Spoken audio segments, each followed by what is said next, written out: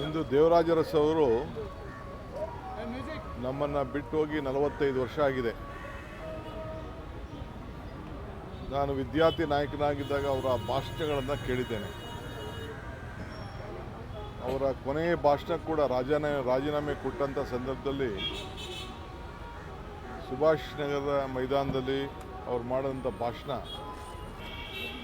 ಇನ್ನು ನನಗೆ ಕಿವಿಗೆ ಇಂಪಾಗಿ ಉಳಿದಿದೆ. ಯಾವ ಭಾವನೆ ಇಟ್ಟು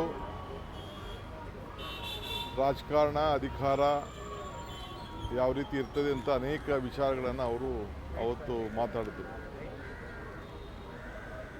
100 ವರ್ಷ ಆದರೂ ಕೂಡ ಅವರ ಸಾಧನೆಗಳು ಅವ್ರು ಇಲ್ಲದೆ ಹೋದರೂ ಕೂಡ ಜೀವಂತವಾಗಿ ಬದುಕಿರ್ತವೆ.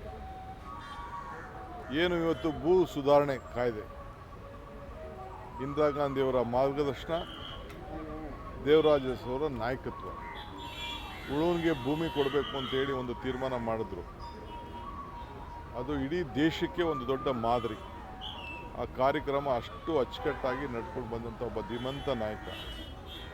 ಅರಸು ಕುಟುಂಬಕ್ಕೆ ಸೇರಿದರೂ ಕೂಡ ಎಲ್ಲ ಜನಾಂಗವನ್ನು ಬೆಳೆಸಿ ಹಿಂದುಳಿದ ವರ್ಗದ ನಾಯಕರುಗಳ ಒಂದು ವಿಶೇಷವಾದಂಥ ಕಾಳಜಿಯನ್ನು ಇಟ್ಟು ಅವರ ಬೆಳೆಸಬೇಕು, ರಾಜಕೀಯವಾಗಿ ಆರ್ಥಿಕವಾಗಿ ಶಿಕ್ಷಣವಾಗಿ ಬೆಳೆಸಬೇಕು ಅಂತೇಳಿ ಮಾಡಿದಂಥ ಕಾರ್ಯಕ್ರಮವನ್ನು ಕೂಡ ಇವತ್ತು ನಾವ್ಯಾರೂ ಕೂಡ ಮರೀಲಿಕ್ಕೆ ಸಾಧ್ಯ ಆಗ್ತಿಲ್ಲ. ಸೊ ದೊಡ್ಡ ಅಡಿಪಾಯವನ್ನೇ ಹಾಕಿದ್ದಾರೆ. ಆವತ್ತಿನ ಕಾಲದಲ್ಲಿ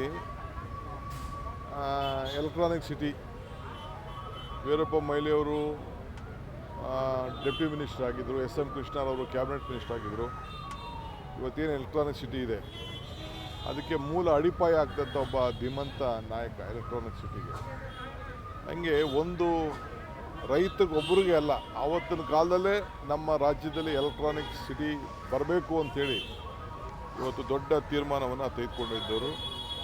ಶಿಸ್ತು, ಸಾಕ್ಷಿಗುಡ್ಡೆ, ತ್ಯಾಗ ಎಲ್ಲರೂ ಕೂಡ ಒಟ್ಟು ತೆಗೆದುಕೊಂಡು ಹೋಗುವಂಥದ್ದೆಲ್ಲ ಕೂಡ ಇವತ್ತು ಮಾಡಿದ್ದನ್ನ ನಾವೆಲ್ಲ ಕೂಡ ಉಳಿಸ್ಕೊಂಡು ಬೆಳೆಸ್ಕೊಂಡು ಹೋಗ್ತಾ ಇದ್ದೇವೆ. ಸೊ ಭಾಳ ಸಂತೋಷ ಆಯಿತು.